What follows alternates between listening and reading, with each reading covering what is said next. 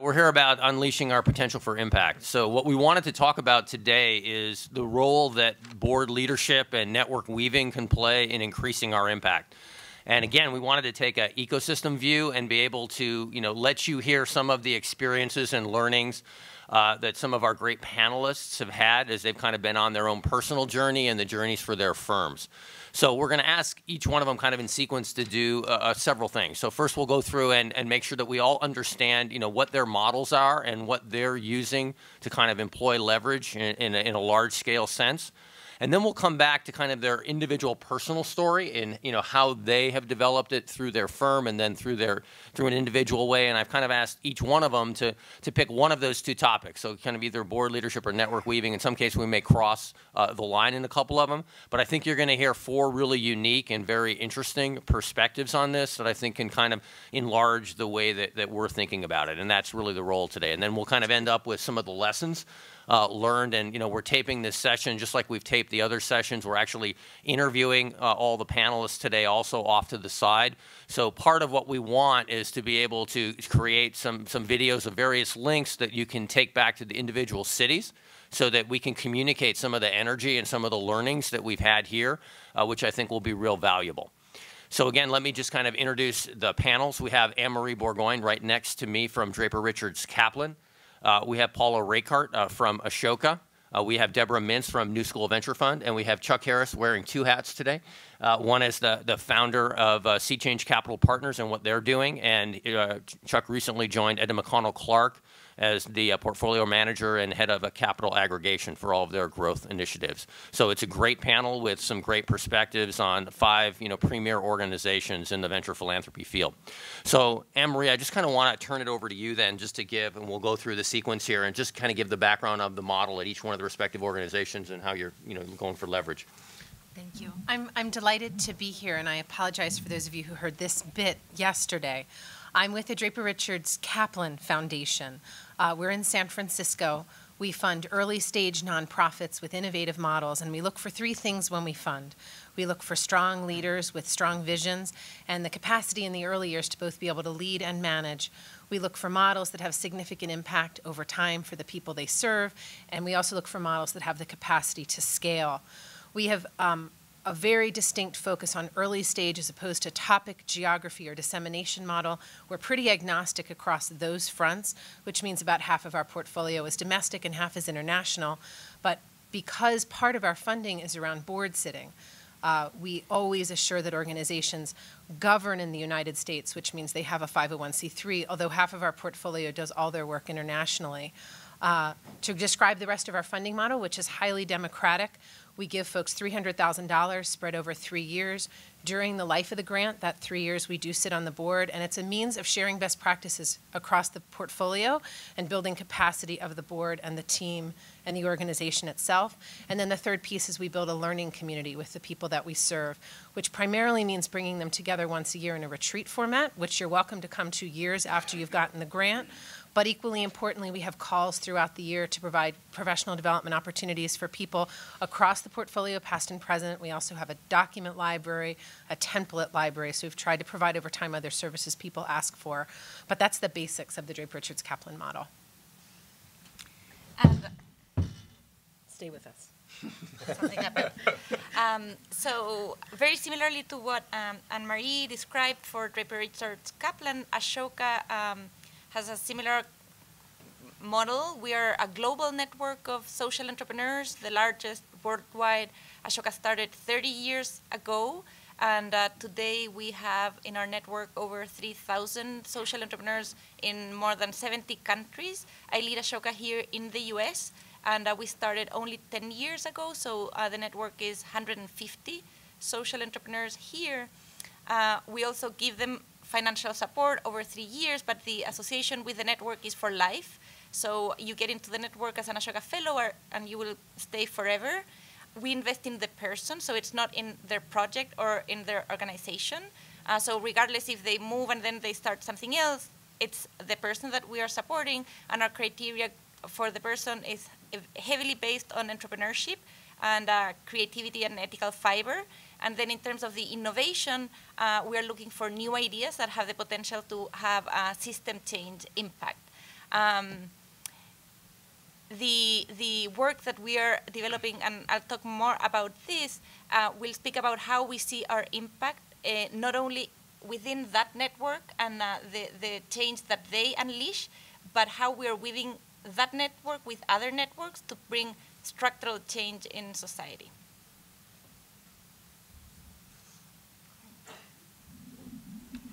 Hi, I'm Deborah Mintz, and I'm with New Schools Venture Fund, which is headquartered in San Francisco and has offices also in Washington and Boston. And our model is very similar to the other two that have been described.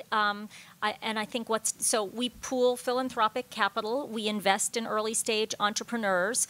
What distinguishes us from the other two organizations you've just heard described is that we are investing solely in education entrepreneurs. We have a mission to transform public education in the United States, domestically only, K-12 education only, through the power of passionate entrepreneurs and great ideas. And so we are similarly investing in early stage organizations. We don't have a set term, but the average length of our investment in an organization, I would say, is about 5 years. Anne-Marie perfectly described our criteria in terms of what we're looking for as we look for organizations. We're looking for great leaders, we're looking for transformative ideas, and we're looking for teams that we think can develop scalable, sustainable models over a relatively short period of time, because we are looking to do disruptive change. We're working, I think what's important to understand about New Schools is we are working exclusively with organizations that are working in school and in school time. So we're not looking at organizations in the ecosystem of youth development or anything like that. Occasionally we'll invest in an organization that works on the demand side, that is, organizes parents or others who might demand better education, but we're not working in the ecosystem around kids and families. We're working on transforming public education exclusively, and we're not working inside districts. We're not putting dollars inside districts. Some of our organizations are working inside districts, but we are not working inside school districts. We're working to create what we call the ring of fire around districts, and to really try to prove the possible, to show what aligned organizations holding themselves accountable for student achievement can do for underserved kids. And that's who we are. Great. Hi, I'm Chuck Harris, and wearing two hats, as Lance asked me to do.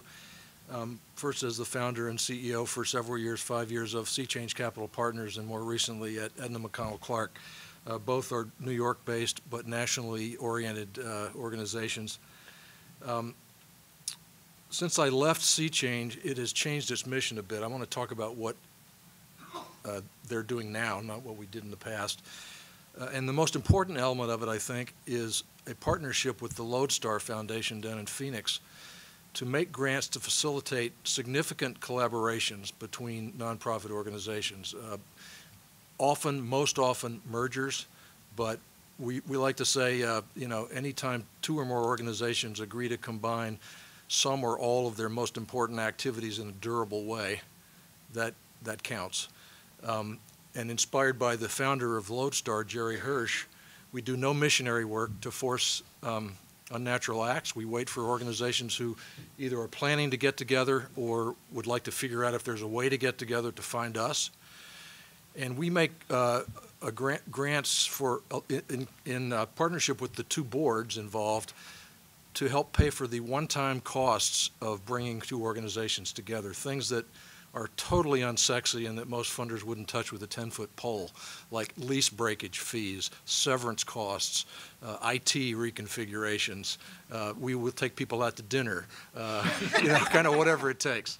And we've worked with Lance very actively with one of his organizations in that capacity, and I think it's quite exciting. It's the only national funder of that work. There are a number of regional funders. And Sea Change is going strong without me there day to day, so be happy to make any introductions I could.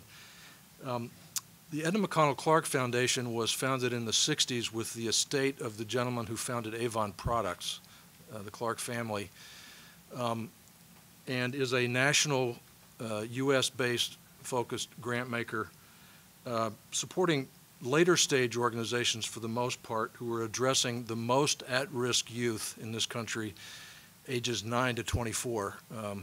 When I asked why 9 to 24, it's really think about entering adolescence and adulthood in that full span. And I think when they adopted this focus, they felt that segment was getting short shrift in the philanthropic community. We make a very strong distinction between capital and operating revenue and seek to be a source of capital, not operating revenue for organizations. We make large multi-million-dollar, multi-year general operating support grants for capacity building, aligned with what the organizations that we choose to support are already planning to do long before we arrive at the table. So we're not imposing our mission, but rather trying to support theirs.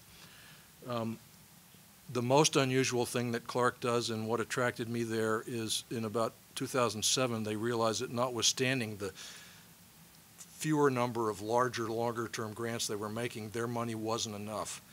And they sucked it up and became fundraisers. And in the last several years have attracted about $200 million of other people's capital into our deals. This is what I was trying to do at Sea Change, never got to the scale that I wanted to. I'm now attached myself to a much more robust platform with a true track record. We have, just by way of example, in 2008, we put $40 million over several years into youth villages, nurse family partnership, and citizen schools, who in the aggregate needed $120 million to achieve their growth goals. So we went out and raised $80 million from Gates and Robert Wood Johnson and Kellogg and Kresge and a number of other funders. Last spring, we put $15 million up and raised $65 million from others for Harlem Children's Zone for an $80 million growth capital round.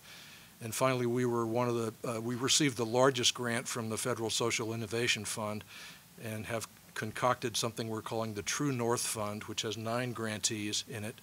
And it will be, depending on the longevity of the Federal Social Innovation Fund, something between an $80 and $120 million capital aggregation process, and we are very actively seeking match funding for all of those organizations.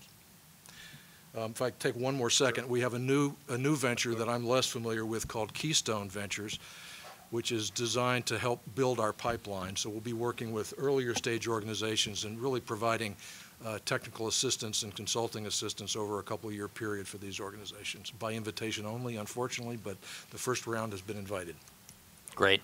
And this was just to give you some perspective, and before we kind of go into their personal journeys, I wanted to just connect a few dots. So just to take us back to the panel that we had yesterday on kind of finding what works and scaling it up and the whole concept of the mezzanine and collective impact fund, to just connect the dots. So Jim McConnell, who had started Admission Possible in Minneapolis and now has replicated it to Milwaukee, Omaha, and looking to replicate it to Portland, is an Ashoka Fellow. And in the last 2 weeks, he was just funded by New Profit. So, I mean, that's kind of one connection there. And then Reading Partners, Michael Lombardo, the other person that talked on the panel yesterday as part of the fund, was funded first by New School Venture Fund to replicate first site outside of California to Washington, D.C., then was funded by Sea Change under their collaboration fund to do its first merger as part of its kind of one of its growth strategies, and then was funded by Edna McConnell Clarke as part of the SIF. People are stalking me. Yeah, exactly. I hear you. And then just with Keystone Ventures, which was really interesting, I was on a call with a number of EDs just last week, and I know Marjorie Ringrose, who I think might be in the audience, one of the grantees from Boston has made it to like the semifinals of the Keystone round, and we have another city who I can't even remember at this time, so I know at least 2, and there's probably more. Portland, there we go. Thank you, Mark. And San Diego. Okay, so you got 3 cities that are already like in the semifinals for the Keystone round that goes on. So I just wanted to connect those dots because, I mean, there's a lot of interplay, and I think that will continue and accelerate. So let me move into now kind of the phase 2 of the panel, which is I've asked kind of each panelist to talk about either their personal journey and or their firm's journey in really leveraging either board, leadership, or network weaving. So we'll kind of go in the same sequence, but Anne-Marie, let me turn over to you. Okay. So I guess just to give context on my personal journey, where I've ended up is, At the foundation, more than half of my time is spent sitting on boards, and the remainder is spent looking for other grantees. But I spend about 30 hours a week sitting on boards, anytime between 6 and 8 boards at a time. And so from a personal journey perspective, just to give context, I was in banking for quite a while, and so have some context that helps me to look at organizations through a financial lens, which I find pretty helpful.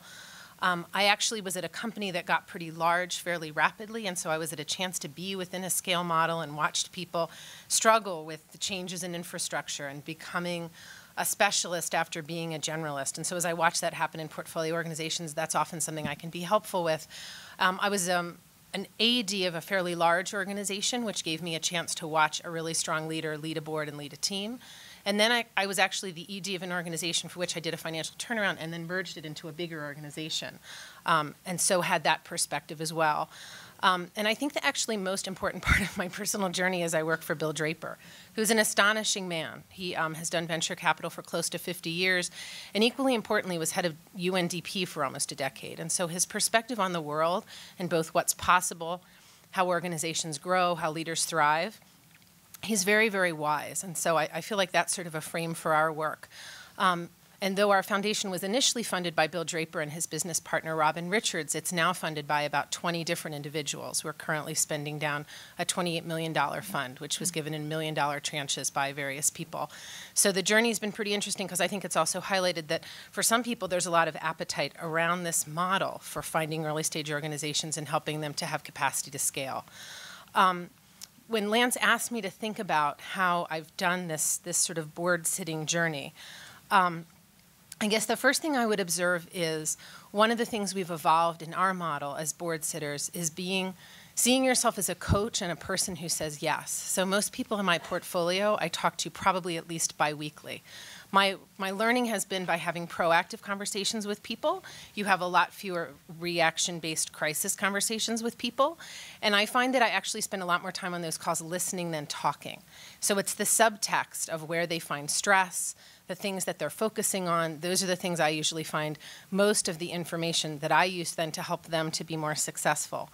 And people often ask us why we take board seats, because it's a really time-consuming process. Except for our peers at New Profit, we don't know a lot of people that make that choice. And I guess our observation has been when we haven't taken board seats, and we've tried that path before, we have less access and less influence. And we think that that's ended up really mattering. And our goal hasn't really been about power as much as it's been about being at the table at the right time to hear the right information, and then being at the right places to be able to say, in my experience, this is what happens sometimes when this set of facts bring themselves to the forefront. And some choices you might make as a result are this or this, and this feels like it might be a better choice than something else. And that's how we've kind of come to this model. I will say, as I think about my board sitting, there's things I think of as tasks, and there's things I think of as sort of ongoing concepts that I continue to drop into the water, but I don't necessarily feel like I can or should own, both from a timing and a pure practical perspective. So from a logistical perspective, I think it's actually really important that boards meet frequently. I think it's important they have agendas. I think it's important boards have annual retreats, that they have executive sessions and meetings. So would I make that my whole job to make sure those things logistically happen? No. But I sort of think it's in the water. If you can't get those things out in the world, you're not actually moving a board forward if you're a leader. And similarly, there are things that I feel really strongly about. Like if I leave a board and they don't have good control mechanisms or conflict of interest policies or bylaws that have been reread and looked at in the last year, board job descriptions, if they don't have D&O, there are things that I actually put great effort into putting into place because I think they matter. I think the train can't move on the tracks if there aren't some of those connectors on the tracks. So I just wanted to share that that's how I think about things. There's other things that are sort of more macro like that, like I personally think every ED should have an administrative assistant. I think an organization, once they're 3 years old, should have at least one leader who co-leads and shares the vision. That could be a COO, it could be a chief development officer. I'm more agnostic as to who that person could be, but I feel strongly they should be there. I think an organization should have a really strong CRM system in place. I think they should actually have a good accounting system. So again, I wouldn't necessarily own those things, but I do spend a lot of time bringing them up in places and trying to get other people to sort of feel like that's part of the concept.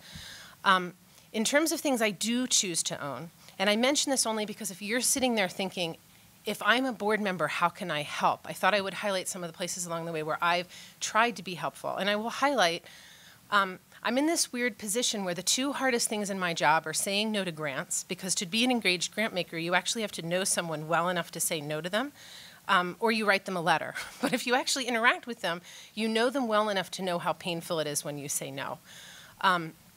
And we usually offer to give feedback when we say no, so we're in a position to actually have to own saying no.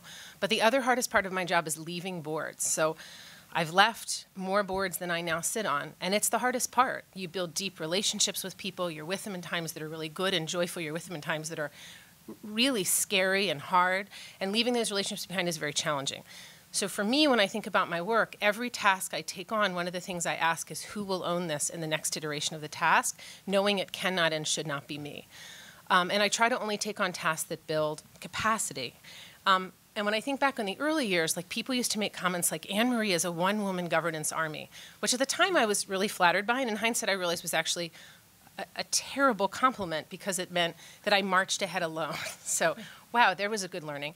But to give you a sense of some of the things I take on, always with someone supporting so that the next time they can do it.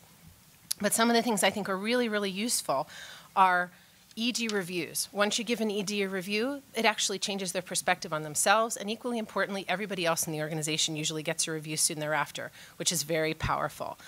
I think boards every few years looking at themselves and doing their own board assessments are very powerful, and equally importantly, if not more importantly, giving your board chairs reviews. And there's always someone on the board that can take on that task, and that feedback is incredibly valuable. We spend a lot of time on C-level hiring, but of course the precursor to that is organizational design. And if you think about that 80% of the money for most nonprofits is spent on staff, just randomly hiring, you know, there's the whole like get the right people on the bus, but like if you're standing on the wrong street, when the bus comes, you're inadvertently going to take the wrong people. And so you have to get on the street so that you can be in the right place for that.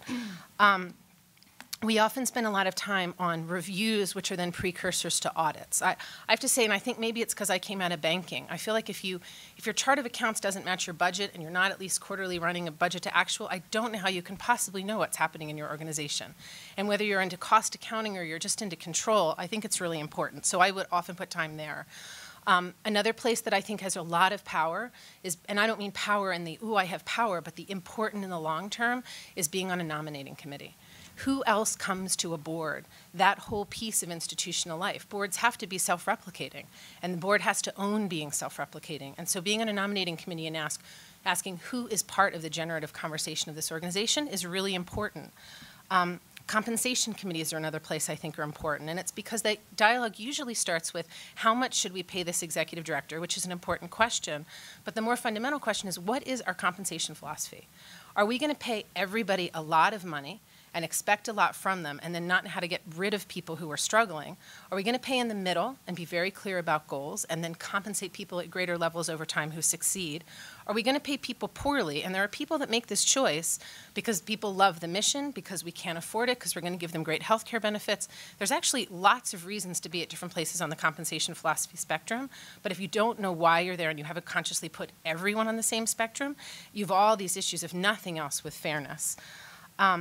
And then I'm a really big fan of onboarding. Onboarding of staff, onboarding of board members, because if you hire awesome people and in small organizations you don't give them a way to be successful by setting goals, by acculturating them, by helping them to be part of what's a very small, probably very collegial team, they will usually fail. Even the most awesome people will fail. So those are the places I often put energy with the goal of always trying to move it on to somebody else.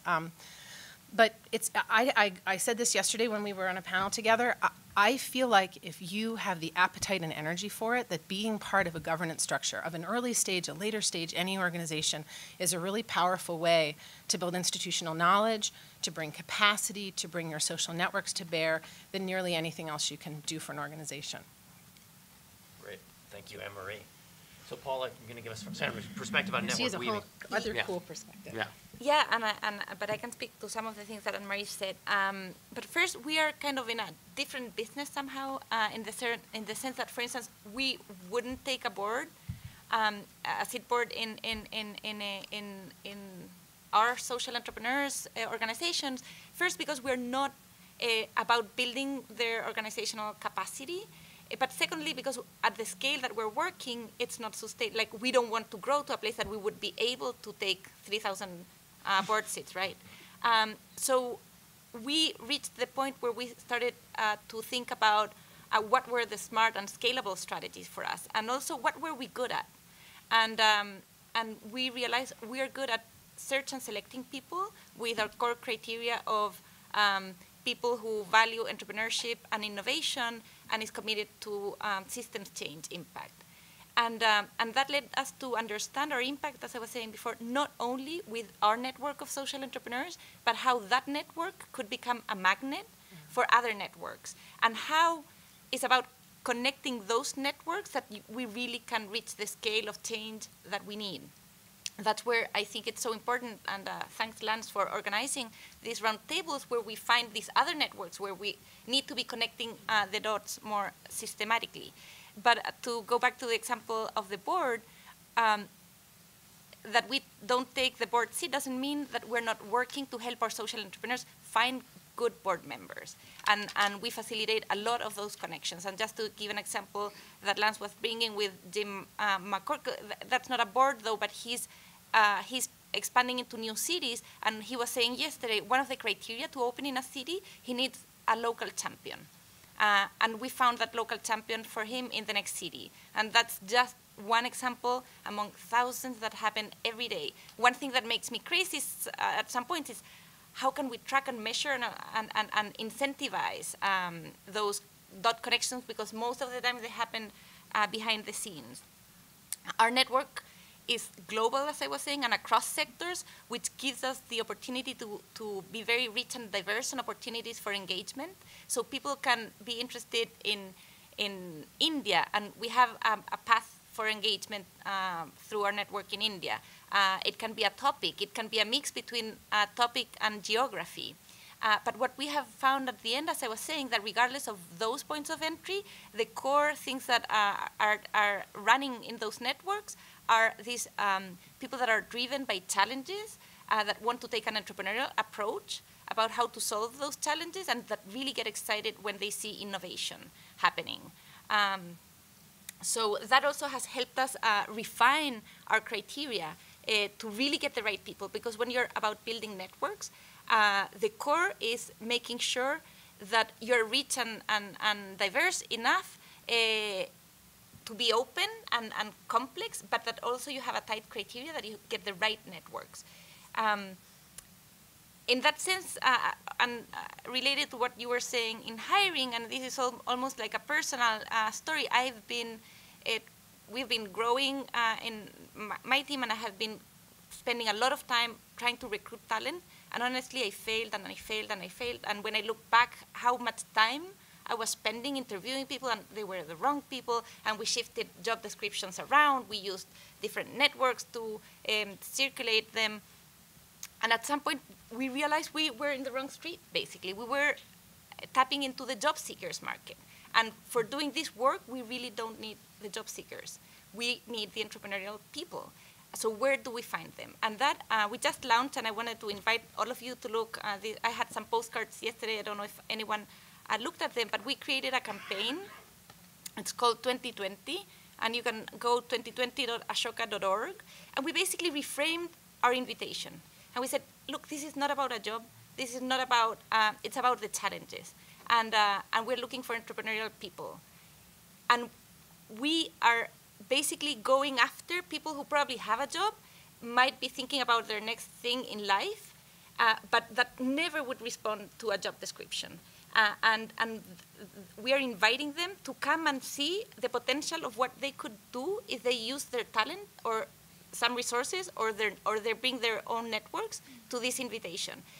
And we did it as an experiment, really kind of piloting in language that seemed kind of gray and mushy, and like, because when you take out those words, things become blurry. The fascinating thing is that it has been up like less than 10 days. I think we have already 300 people applying from all over the world, but interestingly, the quality of the people completely shifted, and it's amazing. And we started the conversations. We are ranking them and being very selective with whom we rank high, we have probably over 30 that are really high, and I'm talking high people that have kind of top leadership positions in places that are amazing. And when we started the conversations, it's incredible because part of the message being unclear is what allowed them to connect and get engaged. And now we understood that we're creating a pipeline of the right people, and we're channeling them. Some might be potential staff, and to talk about, I need to also explain that the way that we're thinking, how we're building our own organization is pretty different in the sense that we are going to be open with a set of engagements that are, not everyone will need necessarily be a hire as an employee. We're opening positions that might be an entrepreneur in residence, something that we call a co-creator, things that allow people to explore, to have different engagements if we see the right talent. And we really are committed to transition from an institutional kind of a pyramid organization into a network ourselves. So we have the network of Ashoka, like the network of social entrepreneurs, the network of staff, and the network of partners. Then we found people that probably are willing to give, but in an engaged way, right? Like the SVP, so probably people that could be potential partners for SVP or engaged through Ashoka, or that have found now an entry point. And then we are finding also our pipeline of social entrepreneurs. Am I on time? Okay. A little bit. Okay. So that has been a fascinating example of how curating the right network is key to winning the networks. The last thing that I wasn't gonna say is that I was today I picked the FT, and I really recommend this interview to President Clinton, and he basically speaks twice or three times about networks and how there's this whole economic theory about prosperity linked to networks. And at Ashoka, we really believe that when we're building networks, we're not doing it to fundraise better or to, as I was saying, to grow the organizational capacity of our social entrepreneurs. We're doing it because at the key of structural change, we see the potential of the right networks connecting more and more.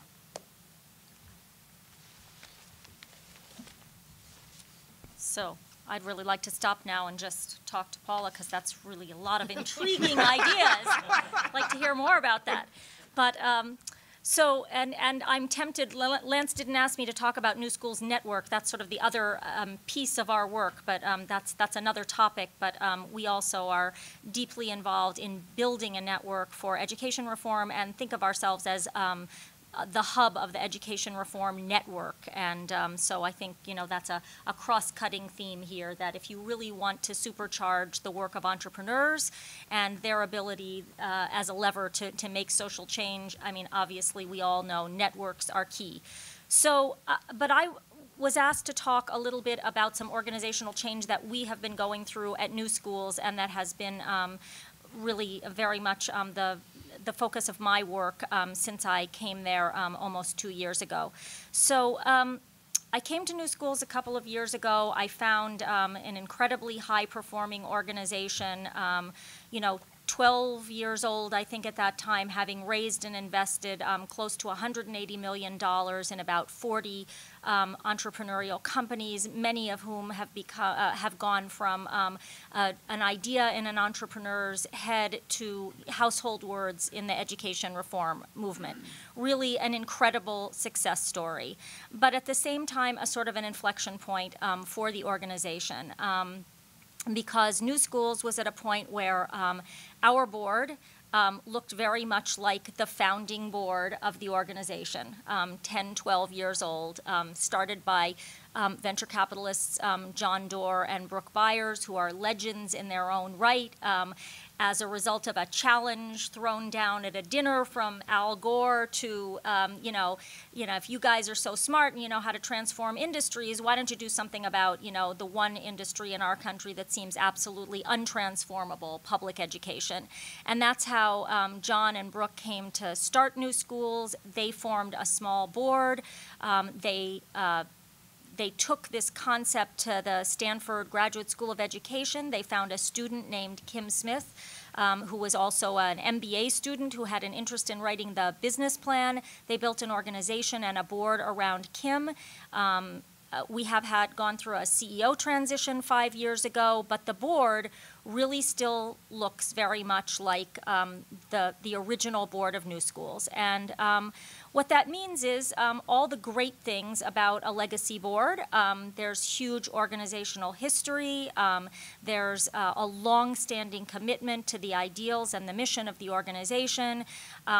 Enormous financial generosity from our founders, but not a lot of new perspectives, not a lot of exchange of ideas with new blood, new people, new blood, and a decreasing number of individual donors, because what had happened over the years was that New Schools had increasingly come to rely upon a very small group of very generous institutional investors to fuel our work. The other thing that was going on in the organization was a gradual, but by the time I got there, a very entrenched change from an organization in which a group of VCs and entrepreneurs who had skin in the game, that is, they were the donors, would sit and listen to entrepreneurs' pitches, help in the diligence process, sometimes take those board seats, which we also take in each case, and sometimes help provide some hands-on management assistance to our entrepreneurs, all of which are things that are core to our model. Over the years, we had moved from an organization in which our donor board member founders were doing that kind of work to a highly professionalized organization in which that work is done by some very skilled people. But again, there was a huge divide between our volunteer leadership and our professional leadership. And so what I've spent the last couple of years doing, with some help from Lance and a number of other folks, is to create a leadership council for New Schools, which lives underneath our board.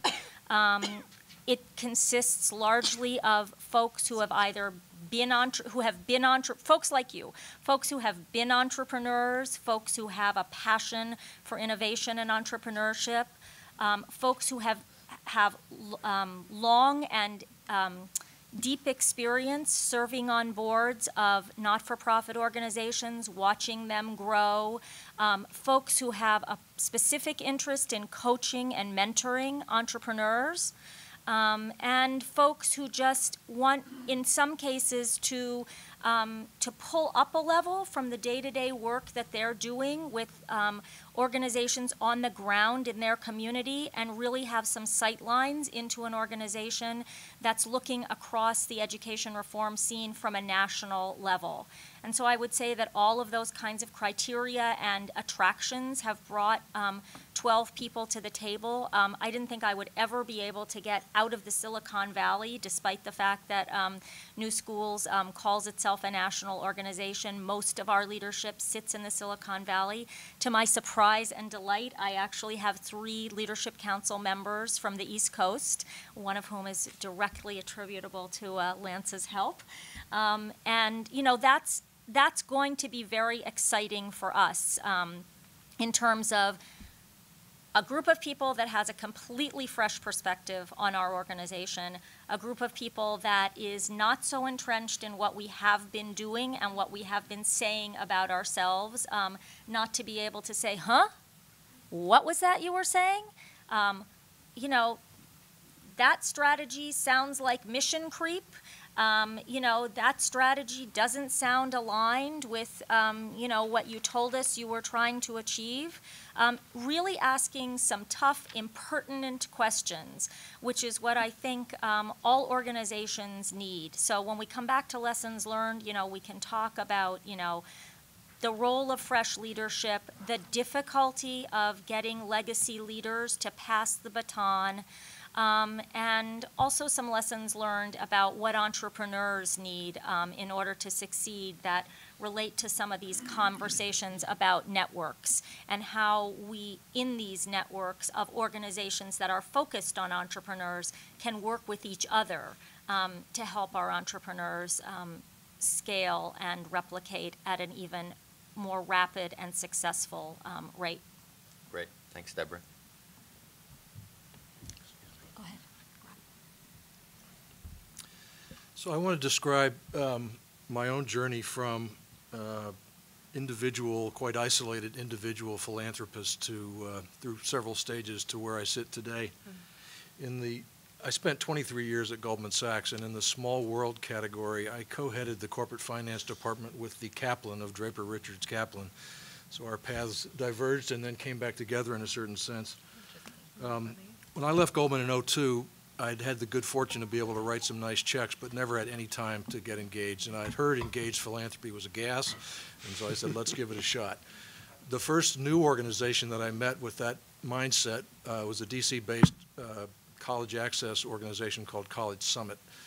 I said, all right, I'm going to use what I learned. I did really extensive personal due diligence, both programmatic and financial, liked what I saw, invested for what for me was a fair amount of change, joined the board, and then got a phone call one day from the CEO saying the president had resigned unexpectedly, and without thinking about it and without even consulting my wife, I said, how about if I resign from the board temporarily and come and work with you for 6 months to bridge this gap while you find the replacement? And he said, how much is that going to cost me? And I said, nothing. And he said, you're on.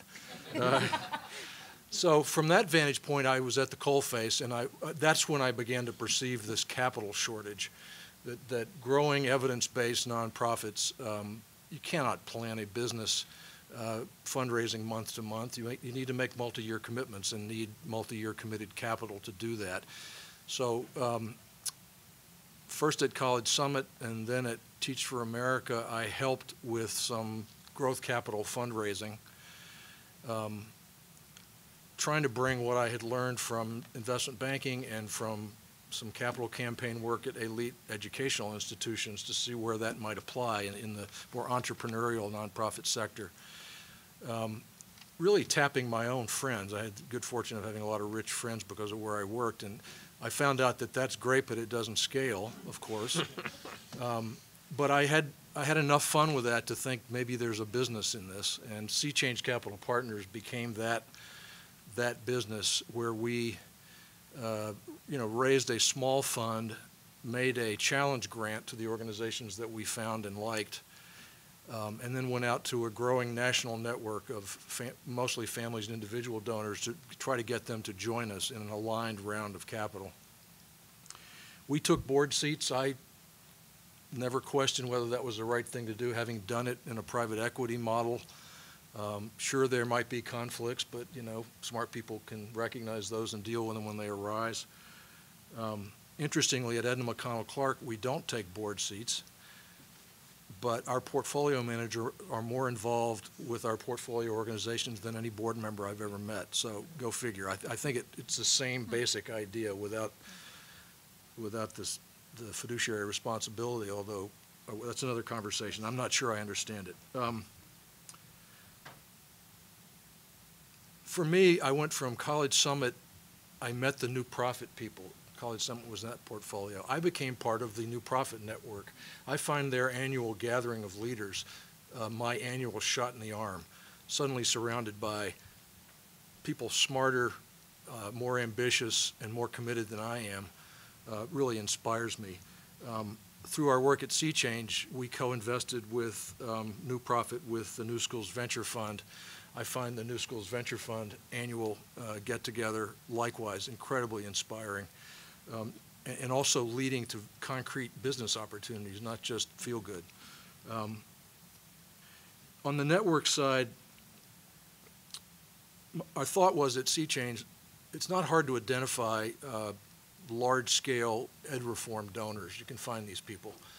So why don't we go meet them as an organization, find out what their priorities are, see if we can build a little bit of trust so that when we find a grantee, we can shortcut that process, the multi-year cultivation process of finding and bringing these people along. I still believe in that idea, much harder than I thought it was going to be, especially in an economically constrained environment. But in some sense, that's still my mission, is to find the people who will, from time to time, with a portion of their capacity, park their egos at the door and invest in somebody else's best idea.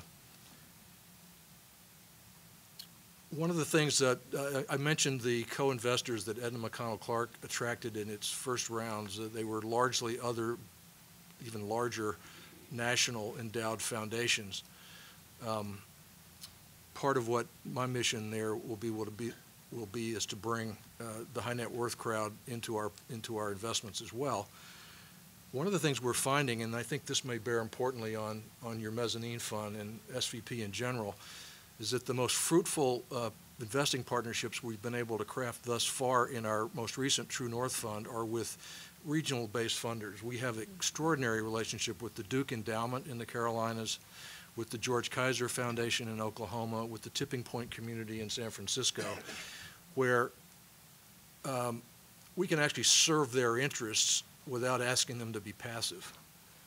In fact, every one of our organizations is multi-site and growing. Their greatest constraint, aside from capital, is talent and local boards. So there's a really great synergy, I think, between the work of the nationally and even internationally focused funders and those of us who are more community-based. I feel like that's a nascent thing. There's a lot to do, and hope to be, at your side as we get this work done. Great. Thank you, everybody. I just wanted, again, to try to connect a few dots, because I think what I heard here that I see that we could all think about is just reframing of how you thought about things. So, I mean, Anne-Marie, there's one thing you didn't mention that I just wanted to put out there, and that is that you do run the annual summit for all your CEOs. It's kind of a way to get everybody together, to create that community so they know each other, and they can self-support each other, and then you can provide them, with best-of-class learnings around, what's really working in terms of managing regional boards and fundraising and all those other things, which I think is so helpful. And the thing they say they like best about it is that their work is really isolating. So Right. what's ironic is we go to great effort to bring great speakers in and put them in all different arrays, and in the end, what the number one piece of feedback is, I feel less alone. So. And I think as we think about what we can do, both individually within our cities in terms of doing that, and then what we can share in terms of best practices around all of these issues that we can then share collectively with the individual CEOs of the organizations, that we fund, I think is quite powerful. And then Jeff Burnt isn't on the panel today, but was on yesterday's panel for New Profit, and New Profit is running in a couple of weeks their first board chair summit, which I think is exactly the same thing, right? It's just kind of best practices for board chairs of running kind of high-growth nonprofits, which we be able to hope to, copy and port a lot of that and make that available, again, across the network. And then, Paul, I just want to come back to you because I thought it was just so powerful of reframing the ask. Right, so you put out an ask, and you put out an ask for world-class entrepreneurs who want to solve really big problems. And what did you get? A bunch of job seekers. I mean, I would love. Even I was thinking, telling some stories. The range is between. There's a young entrepreneur from Israel, for instance, that has like 19 years old, but already started two companies, web-based. One of them is like the eBay in Israel.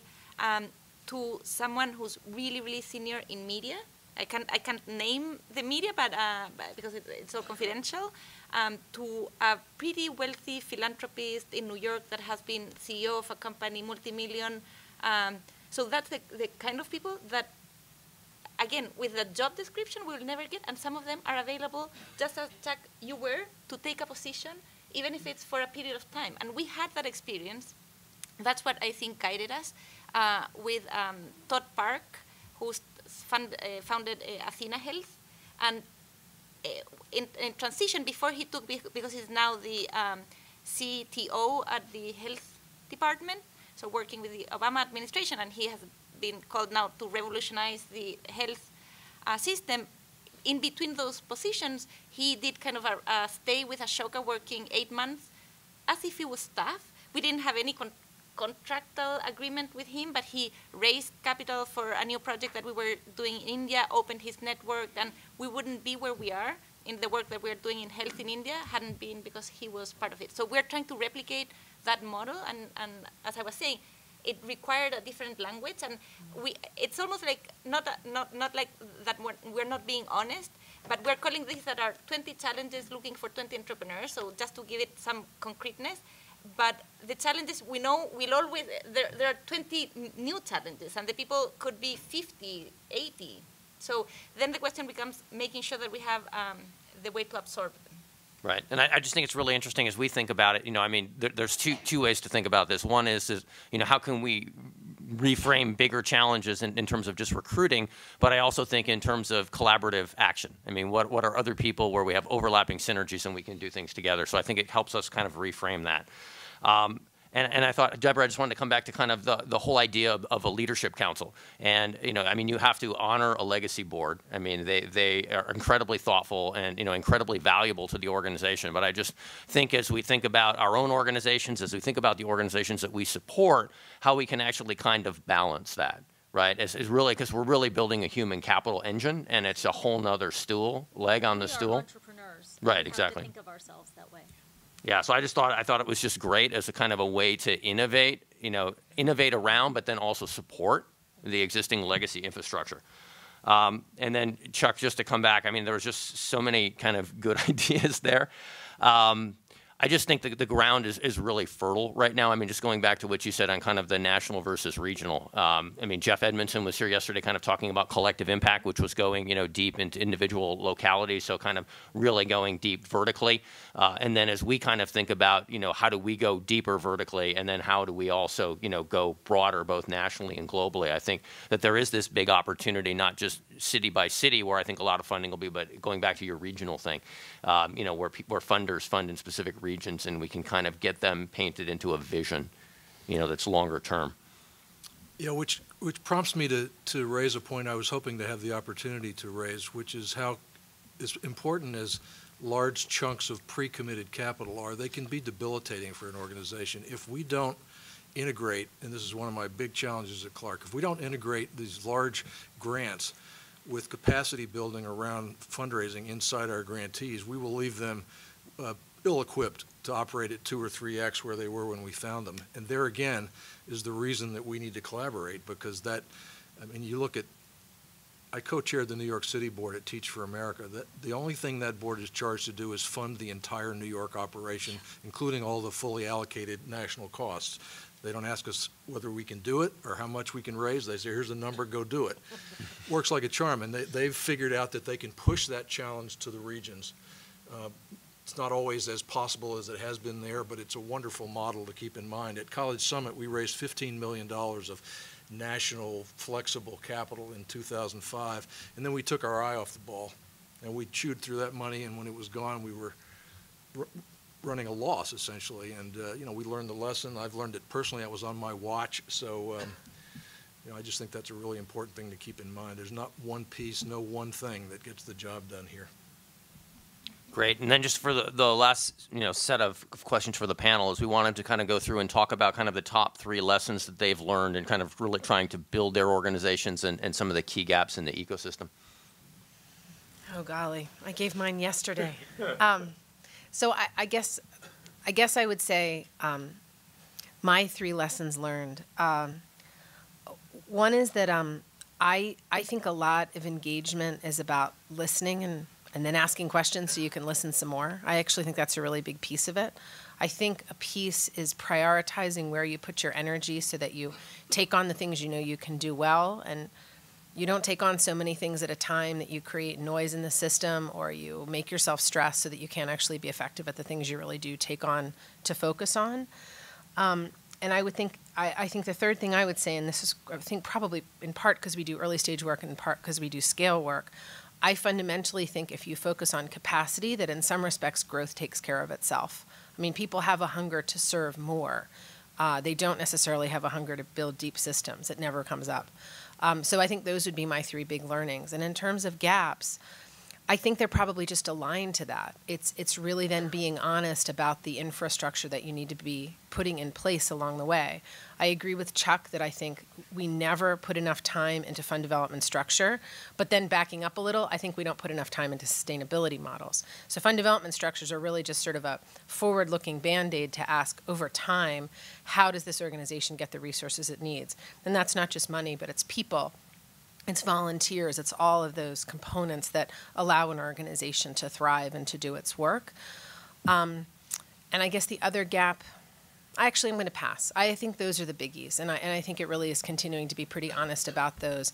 And to open your networks to those things. I actually think the easiest thing that people that are well networked can do is make introductions. And the amount of times I see people say, I'll make that introduction for you, and then I have to watch the person to whom that offer was made email to ask, and then email to ask again, and then say to me, should I ask again?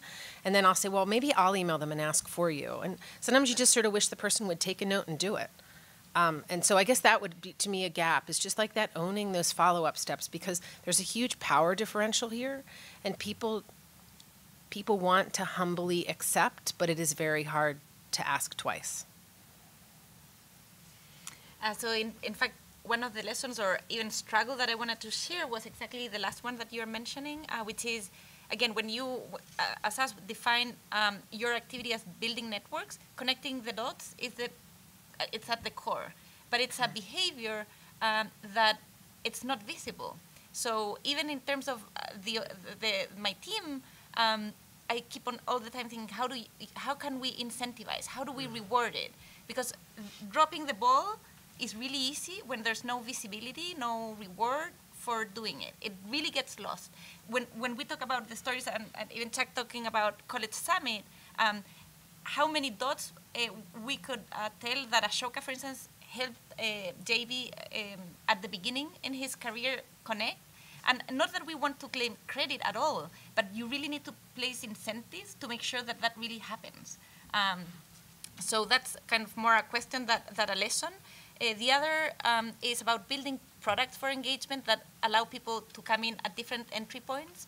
And we have learned, and two products that we have that speak to what you were saying, kind of the broad and going deep at the geographic level, is Globalizer and Localizer, which are two kind of engines that we have to engage these networks together, depending on whether the emphasis is on scaling globally or getting deeper in place. And we have, for instance, Localizer here in the Twin Cities is a program that we are promoting, and basically we scan through our network, through our global network, which are some solutions and innovations that could be applicable here in the Twin Cities, and we go out and align who are the networks locally and the resources that would be interested in helping that make happen. And that might include government, business entrepreneurs, other social entrepreneurs that want to partner and copy the idea. So providing structure to those interactions, we have learned, is really important. And we are more and more building them from the really small things, like having, we have something that we call mindshare calls, which is, okay, one of our entrepreneurs has a problem. We ask some of you to give us mindshare for 1 hour to brainstorm together. And it's a very simple, low time consuming engagement strategy, but what we're doing is going after this, connecting the dots.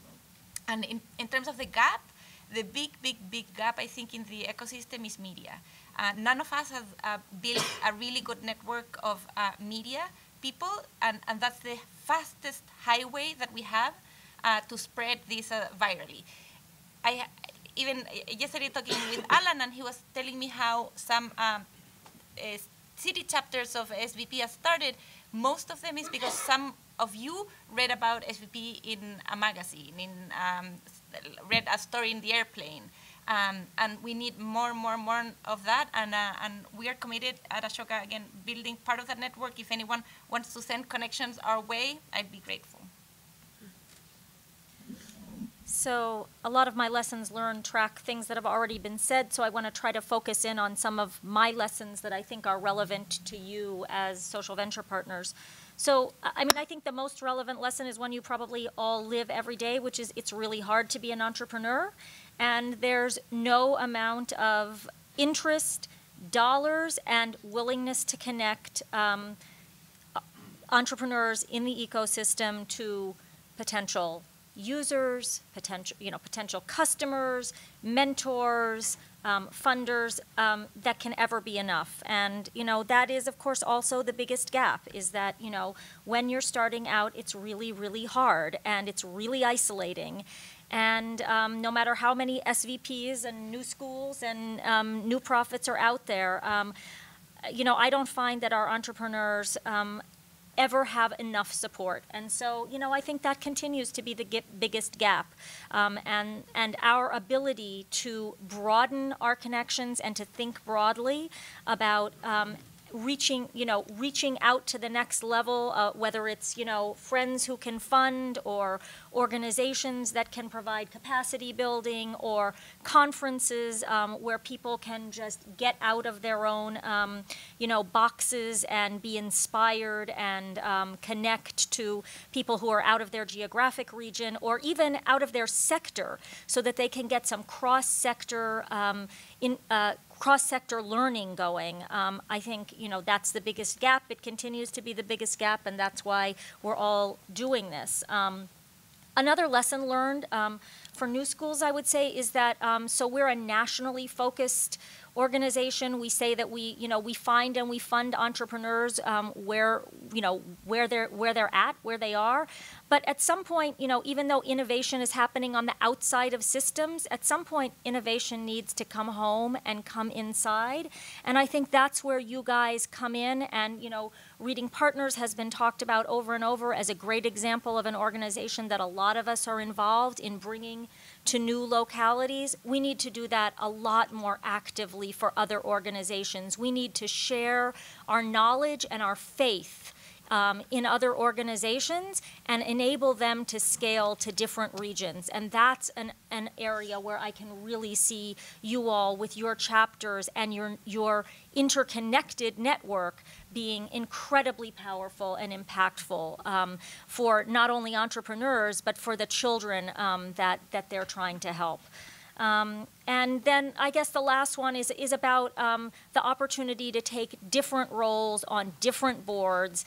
And so from my experience, I would just encourage you to follow a path like Chuck and, you know, to be active in your search for what will be fulfilling and where you can make an impact. And, you know, to love the organizations that you're a part of, but then to cycle off those boards in an intentional way. And at the moment when you're cycling off, to ask yourself, okay, what kinds of skills have I developed that are portable to the next organization?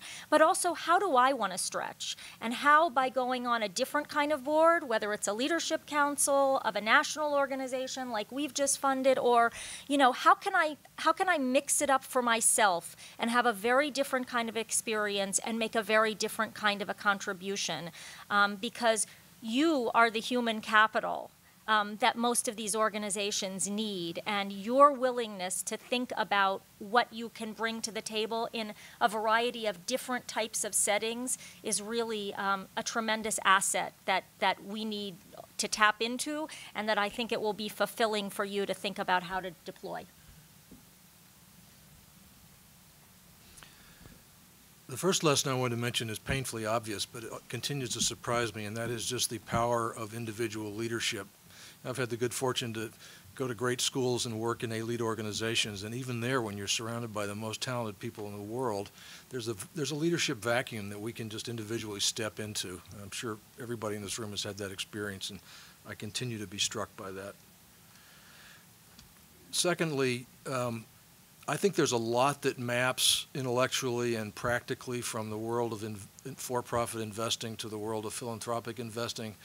But there's one key thing that just doesn't map at all, and that is, in the absence of financial return, I'm perfectly happy to be a passive investor in Kleiner Perkins. I'm not perfectly happy to be a passive investor in the nonprofits that I fund. There's some kind of feedback loop I'm looking for. And I think as a fundraiser, if I'm not aware of that and can't help identify that with any particular person I'm trying to partner with, my chances just went way, way down. And that's hard, but it's real. And my last learning, I want to connect to my first gap, which is just sort of the absence of experimentation around collaborative structures. As a recipient of federal funds in the Social Innovation Fund, those are some of the biggest pain-in-the-neck dollars you'll ever see in your life.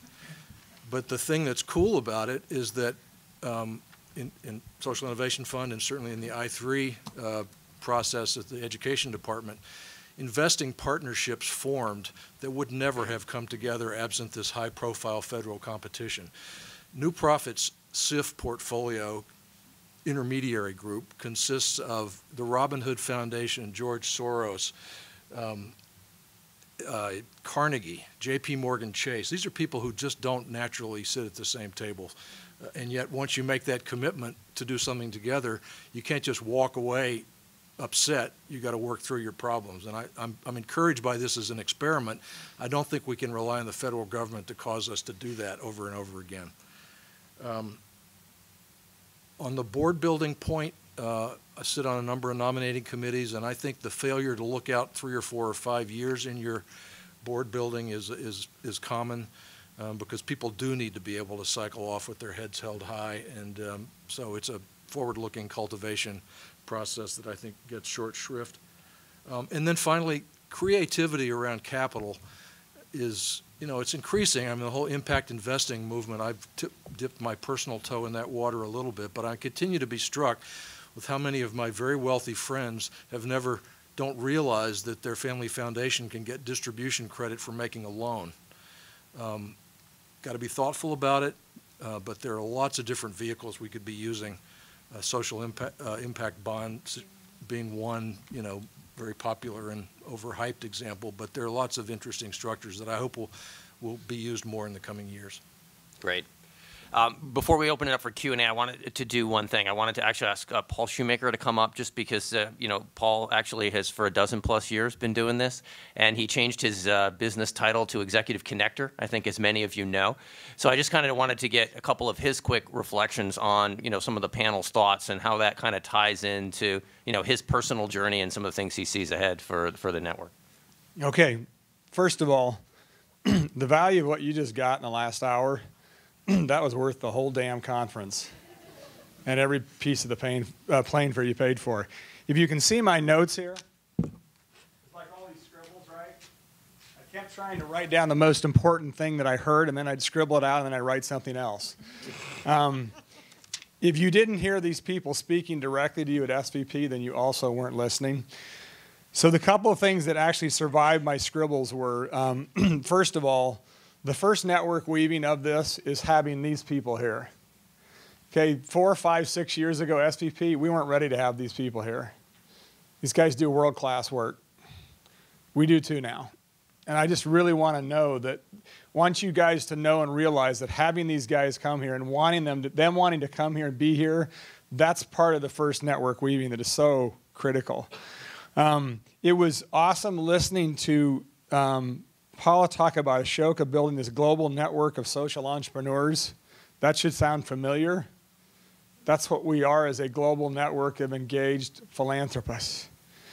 And she talked about them feeling left alone and the value of bringing them together. That should be so resonant. Her description of 2020, some of you in this room, you should be applying as a 2020, right?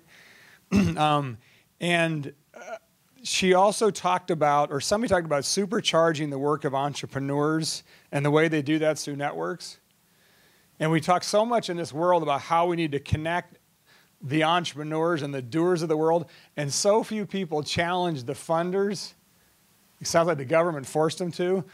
For us to also network, right? And we are that network, right? We do what we ask all the entrepreneurs to do. We're doing it.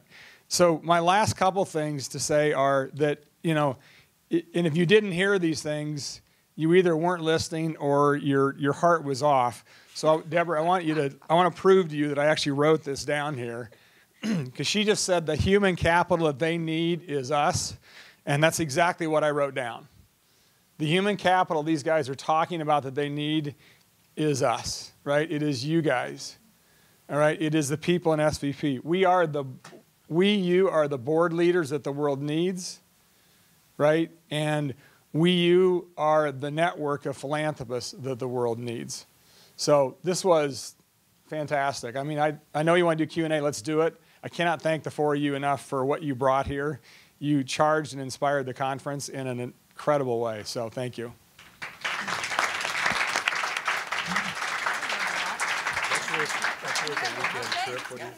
And before we turn it over to questions, I just want to make one additional thought, because when I did the panel prep with everybody, there was one thing that kind of stuck in my mind when I was talking to Anne Marie, because she mentioned her journey, right? I mean, so all the way through the for-profit and then into the nonprofit, and bringing over a lot of skills, and not everything translates. But I think the goal was that I remember you telling me was to be the best board member in the room. And I think, that it sounds like it would take a long time, but if you have that as a mental image, you can do it in a few years, because you're willing to ask tough questions, you're willing to raise your hands to challenge assumptions, and that's the basis of being the best board member in the room. I mean, all the other learnings will come along later. So I just think it's, just phenomenal, and that, you can be on a fast track to just kind of world-class impact.